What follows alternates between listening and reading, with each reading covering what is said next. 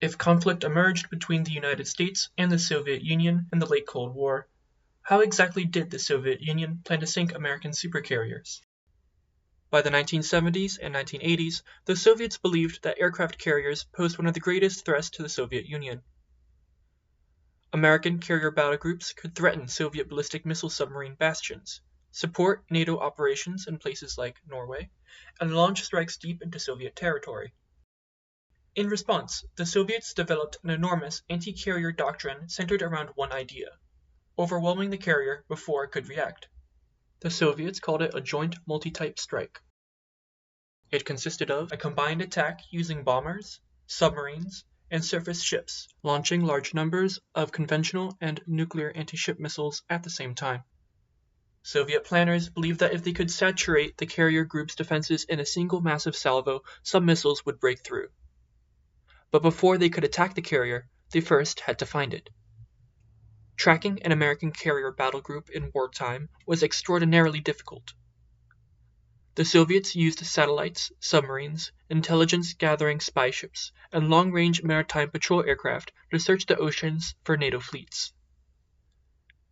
American carriers often operated under strict radio silence and used deception tactics to confuse Soviet reconnaissance, sometimes even slipping entirely past Soviet surveillance networks in peacetime.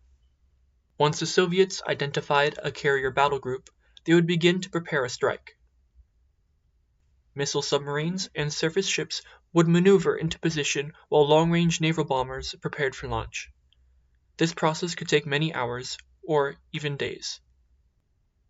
By the late 70s, the centerpiece of the attack was Soviet naval aviation, specifically the Tu-22M backfire bomber, supplemented by the older Tu-16 Badger bombers. These aircraft could approach at high speed, launching long-range anti-ship missiles, and then disengage before American fighters could destroy them. A typical anti-carrier airstrike of this period was conducted by a Soviet air division, comprised of 2 to 3 Soviet air regiments. Each regiment had 27 to 40 aircraft for a total of 70 to 100 aircraft. They would all attack the carrier from multiple directions at once. The strike itself was carefully organized. Reconnaissance aircraft would first attempt to confirm the carrier's exact position within the formation. Other aircraft would jam radars or launch anti-radiation missiles to disrupt the carrier group's defenses.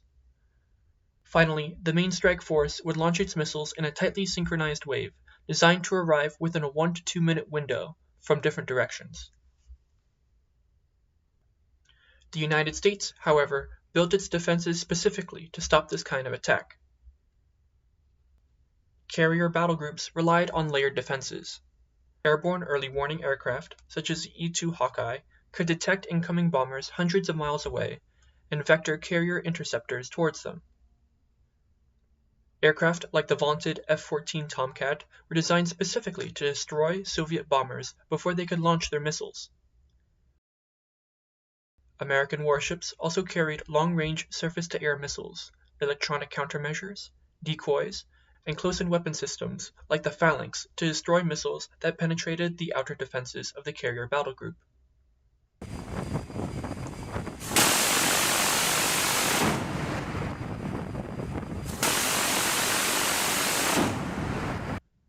American doctrine focused heavily on disrupting the timing of the Soviet attack.